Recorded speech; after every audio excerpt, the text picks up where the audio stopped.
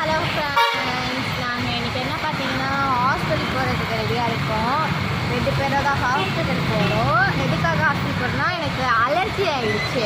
ஆனால் இப்போ சரியாயிடுச்சு. கண்டதே சாப்பிட்டு ஏதாவது வீட்டுக்கு எனக்கு ஃபுட் அலர்ஜி இருக்கான். ஸோ என்னென்ன ஃபுட் செட் ஆகும், என்னென்ன ஃபுட் செட் ஆகாது அதை போய் டெஸ்ட் பண்ணி பார்க்குறதுக்காக ஹாஸ்பிட்டல் போகலான்னு உட்காந்துட்டு இருக்கோம்.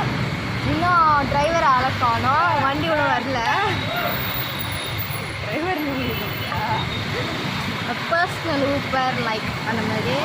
ஸோ அதான் வெயிட் பண்ணிகிட்ருக்கோம். போய் அங்கே என்ன சொல்கிறானுங்க பார்ப்போம். நம்மளால் வாய் கட்டுப்படுத்தவே முடியாது. இதில் ஃபுட் அலர்ஜி வேறு.